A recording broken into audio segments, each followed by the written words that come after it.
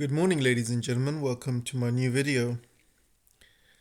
So in this brand new channel, I welcome you all, and I'm going to be talking mainly about narcissism and also relationships, men going their own way.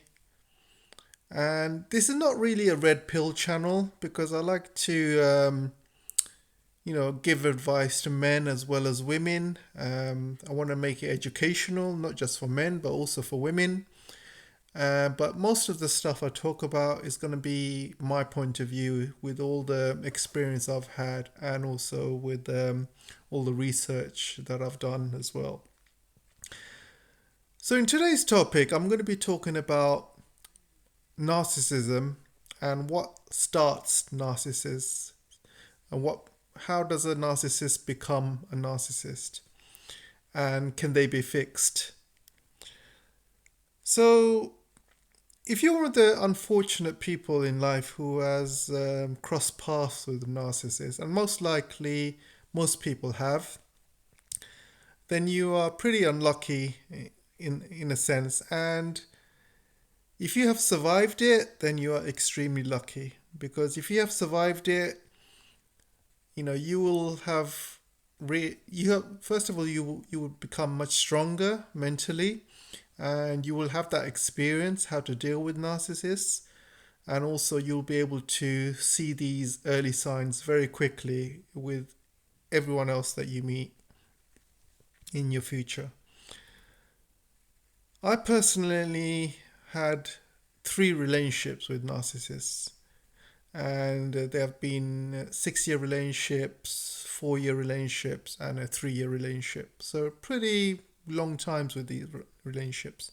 I've had other relationships as well, but the others have been fine. I wouldn't call them narcissists. They've been absolutely normal, no issues whatsoever. So it's just those 3 extreme narcissists. I'm what you call an empath. So with an empath, narcissists tend to get attracted to empaths, mainly because you become a source of their supply. And so I have met a lot of narcissists in my life, and I tend to attract them. And to be honest, I am also attracted to them. I'm not going to lie, mainly because of my childhood. I mean, my mother was a narcissist, so I've had extreme kind of experience how to deal with narcissistic women. And in my adult life, when I meet these particular types of women, I feel the need to try and cure them or fix them. So this is why, when I see extreme narcissistic women around, I get kind of attracted to them, and they get attracted to me because I'm kind of like an empath. And I felt that I could fix them. I can try and help them and fix them because I'm an empath. I'm more of a fixer, and I like to kind of fix things and people. And I saw it as a challenge, and I challenged myself to do it. And I couldn't believe that narcissists will always stay as narcissists. I always had the thought that they could be fixed, and not they can't be all that bad. Maybe they've had a really bad childhood, like myself, and bad parenting. But yeah, unfortunately, I failed in the 3 relationships I've had. I couldn't fix them, and it kind of, yeah, it just, yeah, it just I just came to the conclusion that they just cannot be fixed, guys. However, you know, however, I haven't given up hope.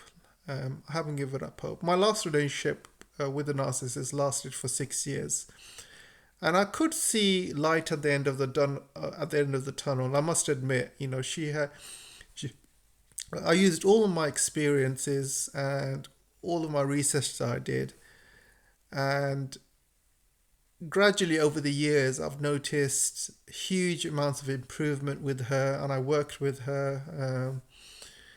I kind of helped her out, helped her with her mental issues, and tried to understand her, trying to understand her childhood, where all this narcissism came from. And it seems that, her narcissistic behaviors came from her mother. And whenever she was a young girl, her mother, her mother used to be extremely kind of evil to her, I would say, because she was a daughter with two other brothers. She was the only girl, and her brothers were treated like kings, and she had all the abuse from her mum. Her mum had an extreme dislike to her. Um, and she couldn't do anything right. Everything she would do, she would get shouted at by her mum. Her mum used her for her supply, basically, a narcissistic supply. And her mum used her as, rather than nurturing her daughter, she used her as an extension to the narcissistic supply, if that makes sense. So she used her as like a handbag you would use, or a fashion accessory you would use to show off to your friends. So she wasn't allowed to be individual at all. She was basically had to be molded to what her mum wanted. And she would do all the work while her brothers would do nothing. And she would get all the abuse. And when she tried to talk to her father, he wouldn't do anything about it. So she kind of felt unloved growing up. And this is how narcissistic people are born. When they are extremely unloved, abandoned when they're young, there's something dark that builds within them. I think it's really important for children to get that nurturing, that loving from a young age. When they don't get it, there's something dark that builds within them, and it gets taken over by a dark spirit.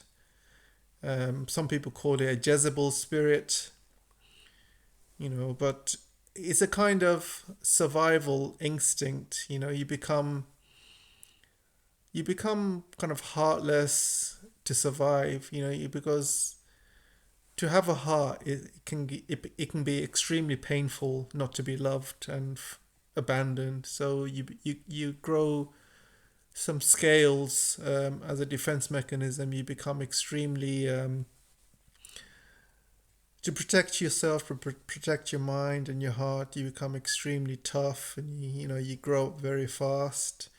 Women tend to be very masculine as well when they're grown up in that situation, because you are fending for yourself, so you become extremely masculine. And you become extremely independent as well. And also, what you'll find with a lot of these women who grown up in narcissistic families, they become extremely successful as well, because they grow up very quickly, and they also have an urge to leave the house, because they are so unhappy, so unloved in the house. They want to grow up very fast. They want to be successful. They want to make lots of money so they can move out, and they want to do that as soon as possible. So this is why they have an extreme drive to be successful from a young age. And you'll find a lot of these narcissistic women end up becoming very successful in their lives, boss babes, or very very very independent. And yeah, unfortunately, a lot of these girls have that trauma which they haven't healed from that young age. So when they get into relationships, all of that trauma gets put on to their new partner. And if their new partner is not kind of expecting all of this, then they will have an extreme shock. And a lot of these young girls, I'm just saying young girls for now, because it can be young guys as well, but I'm just telling you from my experience. My experience has been mainly with women, but this can happen in either sex, by the way. It can happen with men, it can happen with women. Um, it hasn't really happened with me, with especially the fact that I had a narcissistic mom. It didn't happen with me because I was in a similar situation where I was one son. I had a brother and I also had a sister.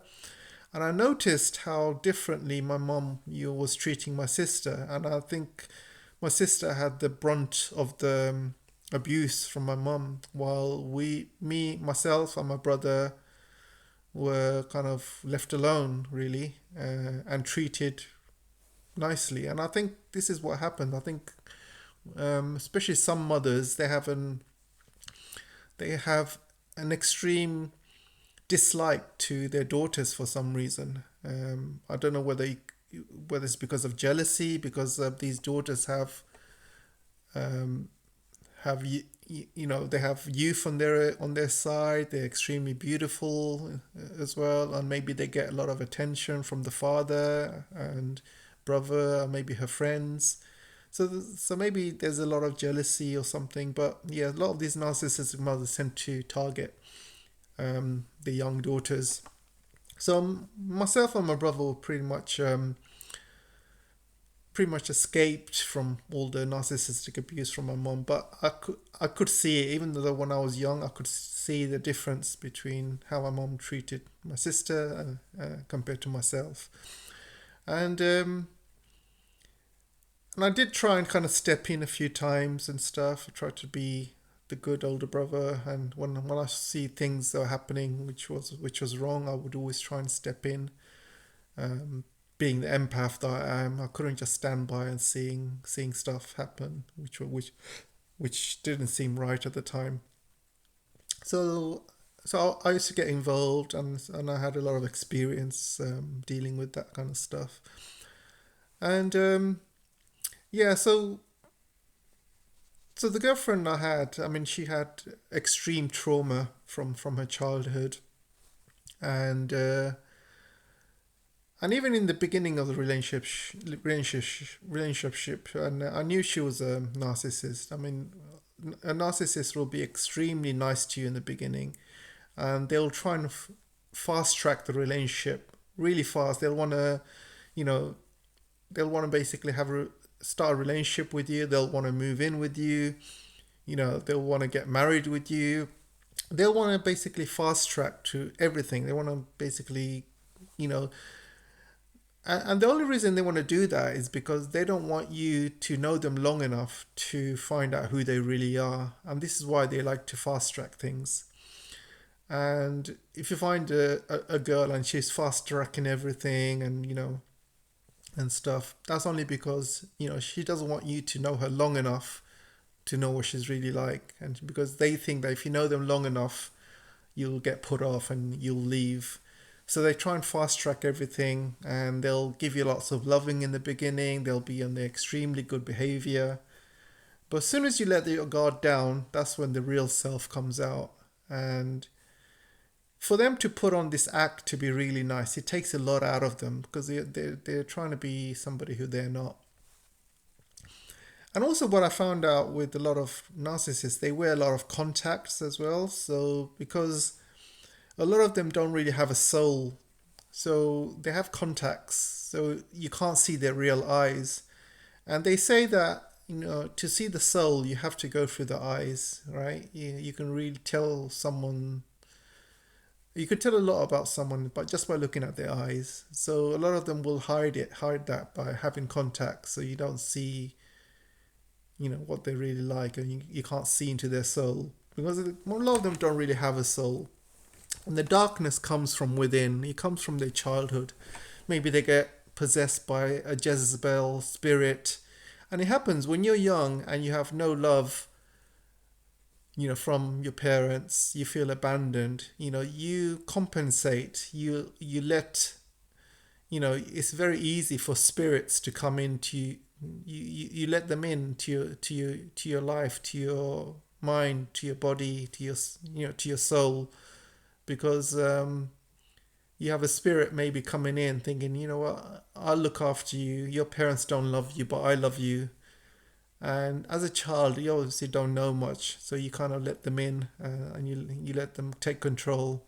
And I think this is what happens to a lot of these narcissists. They kind of sell their soul when they're young, and they don't even realize. And this darkness stays them throughout life, and they just can't get rid of it. And I'm not saying it's impossible not to get rid of it. You can get rid of it. I have read lots of cases where some narcissists can be cured, and but this requires extreme sacrifices. And when I say extreme sacrifices, I mean, number one, you must leave your childhood trauma behind completely. So if your narcissism started from a young age, from childhood, so your parents would have given you that narcissistic abuse, and you obviously feel unloved and stuff. The only reason you're still around with your parents is because you have a trauma bond with them. When you're having extreme trauma with people you love, whether it's your family or your loved one, you tend to have a trauma bond with them. And with this trauma bond, you feel that, you know, you feel that they have a hold over you. You feel that they have some sort of bond over you. You can't escape, or you feel that you feel that there is love and you can't leave them. There is something there. It's really extremely difficult to leave. And this is why a lot of women who are in abusive relationships, they can't leave because they have a trauma bond with their boyfriends who abuse them. And it's very similar to that. And that trauma bond is a very strong bond. And because what happens is you are mentally destroyed, to your confidence is shattered, you are mentally destroyed, you are made to feel so small and insignificant that you feel absolutely worthless, and you feel there's nothing else out there that you deserve, because you deserve absolutely nothing because you're worthless. So you tend to stay there and take that abuse, because you don't feel like you deserve anything better. You feel like that's what you deserve. So a lot of them kind of get stuck with this trauma bond. So a narcissist, for them to be completely cured, they have to let go completely of that trauma bond. And it can be a mother or a father. So you got to completely cut your links with them. You can't talk to them, you can't see them, you can't even call them. You got to change your number, maybe go to another city, or maybe go to another country. That's it. You're basically independent from them. You have no contact with them whatsoever. So that's the first thing you got to do. And the second thing you got to do is you got to fix that trauma, and you got to heal. A lot of people don't heal. They have all of these unresolved traumas when they're adults. But you got to be able to spend time by yourself and heal from that, from your childhood trauma. And then once you heal, then if you're in a relationship, you got to be able to be clever enough to see what you're doing wrong, and you need to have an understanding partner to tell you what you're doing wrong and to improve. And your partner's got to be so if you're a woman and you're dating a man, for example, he's got to be a man. He's got to tell you what you're doing wrong. He's got to be able to put things straight. You got to be able to submit to him as well. You got to be able to trust him, love him, and you got to be able to kind of, submit to him and listen to his advice and try and change and try and be a better person. And that's what you need to do, because if you start taking charge of a relationship and your boyfriend is a bit of emasculated man, where you basically take charge and he doesn't, then you're never going to change. You're just going to stay the way you are. But you need somebody to kind of put you in your place. If you're doing something wrong, let you know you're doing something wrong, and you got to improve it. But you got to improve together, right? It's not just you. You got to obviously, if he does something wrong, you got to tell him he's doing something wrong. You got to improve together as a couple. And so those are the three things you need if you want to completely get out of this narcissistic personality. And like I said, I was with my relationship for 6 years. I mean, the other two lasted, like I said, 4 years and 3 years. And so each one, I felt that I was getting more and more out of them and helping them improve. But my last one, I felt that I was almost there. And yes, I think in my third year or the fourth year, I felt that she was completely cured, and yeah. So the issue was, guys, the issue was I felt, at the third or fourth year, I felt that she was completely cured. She was in the beginning, she was a complete narcissist. She was abusive. She was manipulative, violent, even. She was she would always kind of try and put me down, and she was using me for her supply. All the typical traits a narcissist would do. She was very selfish. She was all about her. She things like that, and the only way I had to kind of get through to her was to kind of become so invaluable to her, to a point that she really needed me. And I'm pretty much a high value male, as you would say. I've got a really great job. I do trading. I make lots of money. Pretty good looking, I would say. I look after myself, my body. I'm not 6 feet tall, by the way, so I'm not 6'6", complete package or anything like that. But yeah, I feel I'm a pretty good man, well-rounded man. Very, I look after my women very well. I know my gender roles and stuff. So she had nothing to worry about, and I was really taking care of her and stuff. So I made myself completely kind of invaluable to her, to the point that she trusted me and trusted my decision. I used to lead well and stuff like that. And then I can pretty much put my foot down and tell her what to do sometimes, and say, and you gotta, as a man, you gotta kind of give her the fear that you can walk away anytime, and that really really helps. You gotta tell her that you can walk away any moment in time if she misbehaves. So that kind of fear keeps the relationship strong, because if she feels that she's in control and you can never walk away, you're too much in love with her and stuff, that's when she'll kind of start showing her true colors and stuff like this. You cannot let that, you cannot get to that stage. So yeah, I felt that she was completely cured in the kind of third or fourth year, but in the fifth year I made a big mistake, actually. I kind of she got into this new crowd of friends, and female friends, and she started going out with them, and with narcissistic people, they tend to look for new supplies. So I kind of trusted her, and she was started going out and started hanging around with these friends who were absolutely promiscuous, let's just say. And um, and yeah, I couldn't really say no, to be honest. You don't want to kind of you don't want to hold anyone against their will. If they want to do something, you got to let them do it. You can't really say no. You cannot go out. You can't, you cannot spend time with your friends or anything like that.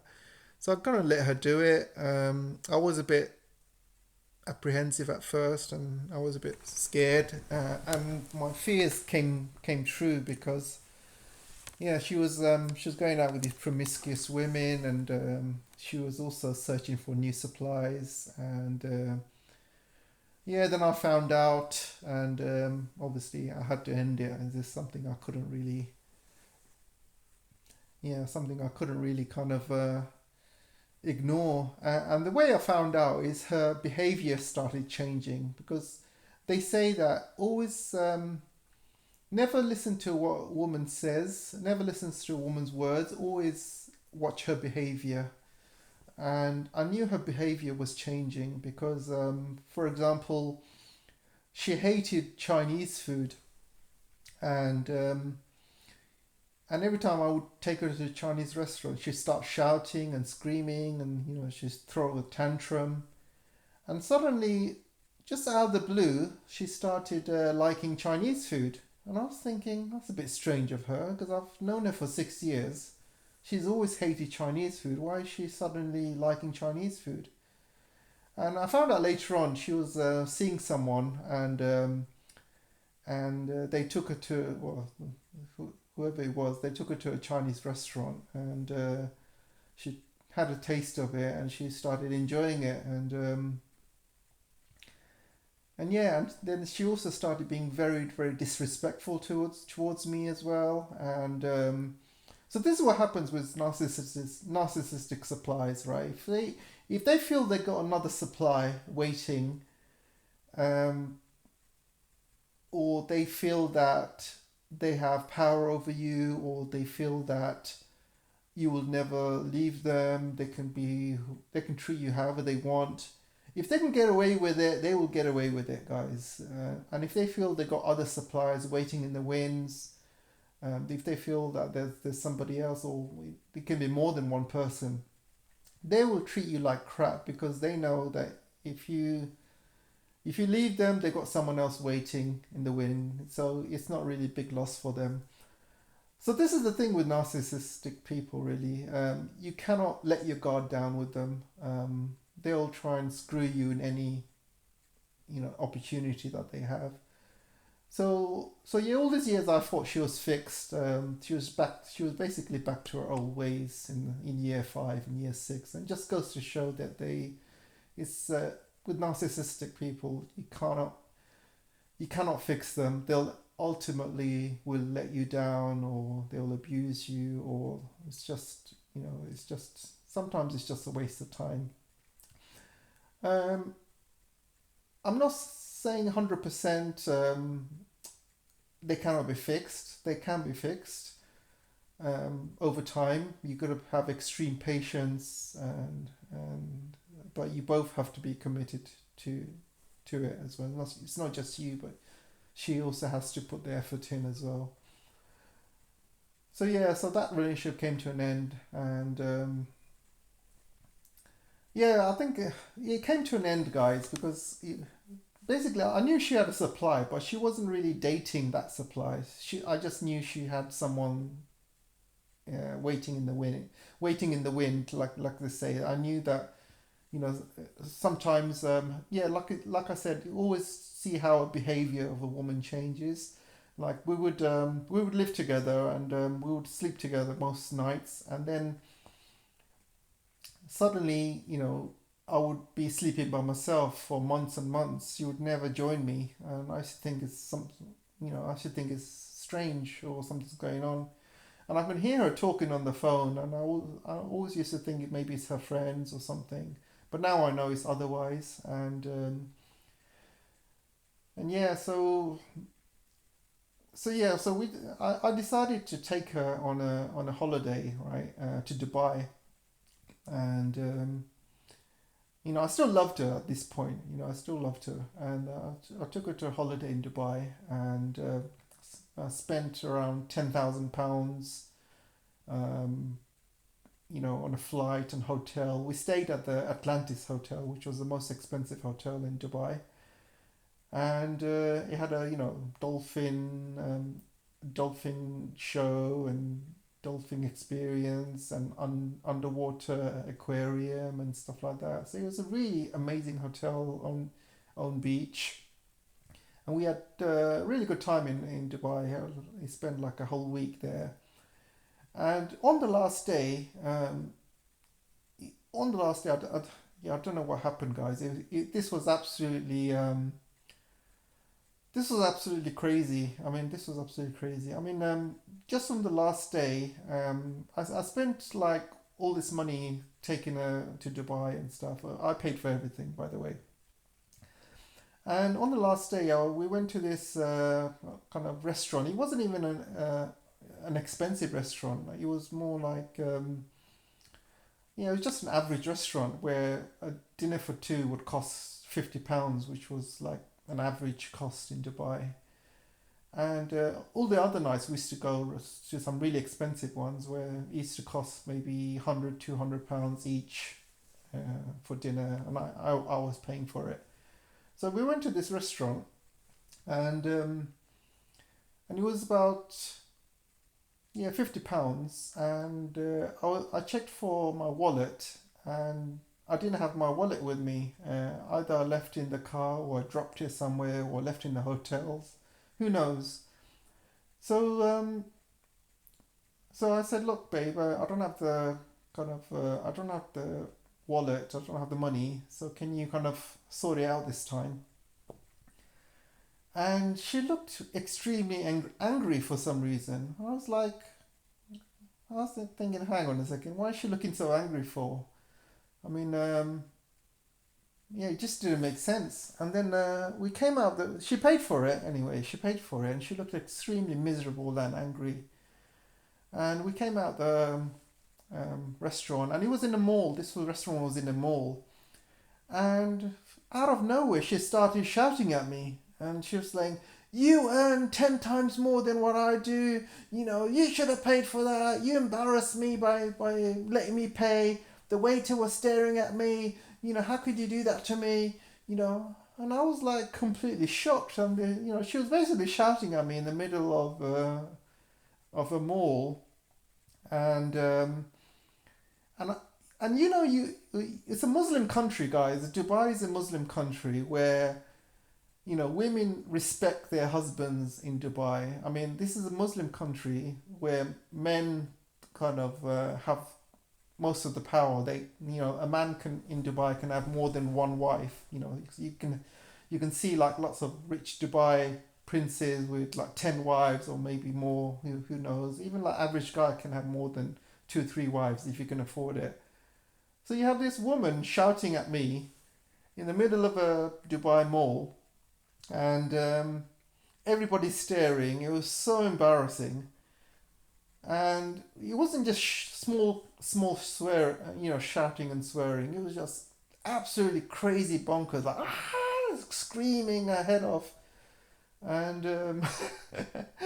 I just couldn't believe it. I'm thinking, hang on a second. I just paid for the whole holiday. It cost me about 10,000. Paid for the hotel, flights, all these expensive restaurants I've paid for. Paid for all these excursions, trips, dolphin experiences, boat trips, everything pretty much. She had an easy ride. She couldn't pay for a £50 meal, and she's going crazy over me. And I mean, it's not about the money, guys. I earn a lot of money, and from a job and stuff. So it wasn't about the money. It's just I thought maybe just leaving my wallet behind was a blessing in disguise, because I found out what she's really like. And I thought to myself, the only reason she's been kind of behaving herself all these years was because she just wanted to use as much supply out of me as possible. We were living together. I was paying for the mortgage. I was pretty much paying all the bills. So she was pretty much using me for supply, and everything just clicked on that final day.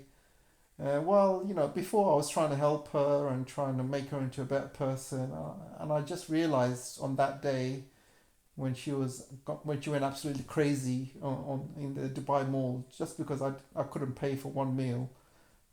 I realized that this girl, she cannot. There's no point me spending any more time trying to fix her, because I think she's just beyond help. After everything I've done for her, what the one thing about narcissists, you can take them on a holiday on a private jet. You can spend hundreds of thousands of pounds. You can take them to the best shopping trips. You can buy them the most expensive handbags. When they lose their temper and they become angry at you, all of that counts for nothing. all of it counts for nothing. Everything that you've done for them, all the work that you've done all these years for them counts for absolutely nothing. They will just treat you like dirt at the bottom of the shoe. It really doesn't matter what you've done for them previously. They will, when they lose it, they will be absolutely diabolical, very ruthless. They'll say anything, they'll do anything. And yeah, so that was the last day for me with her. I decided to end things when I got back. I didn't do it in the holiday. I just wanted to kind of get back to London and safely. And as soon as we got back to London, I got, once she started unpacking, I waited like a day. I didn't want to do it straight away. I waited like a day, and I said, let's talk about what's happened in Dubai. We sat down, we talked, and I said, look, I just want to end things with you. I don't want to work things out. I don't want to discuss it anymore. I just want you to leave. See if you can kindly leave. I'd really appreciate it. And take whatever stuff that's yours. And if you feel you need anything else, just take it. But I just want you out. And that was it for me. And yeah, there's no arguments, no nothing. I just told her that's it. That's me and her are finished. And so yeah, so that's my story, guys. But I've had three extreme relationships. I mean, the other two were just as crazy, if not worse. I mean, one of them kept one of them basically when I tried to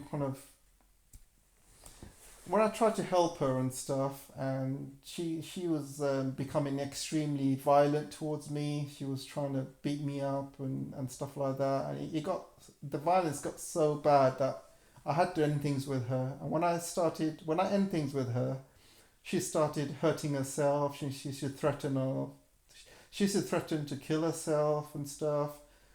And so I couldn't really break up with her, because every time I tried to break up with her, she would threaten to kill herself, and she would show me these she would send me these videos. She's about to kill herself and stuff. So I went through some extreme narcissistic women. And yeah, so I mean, the other one was even bad as well. The other one was she basically faked her own death, guys. I'm not joking. She actually she pretended to die at one point because you know I just thought, because she was threatening to kill herself so many times and she didn't do it. I thought she was bluffing. And then she kind of um, one day she basically blocked me on the phone, and I didn't hear from her for a couple of days, and I was thinking, what's going on? Tried to call her, and the number was blocked.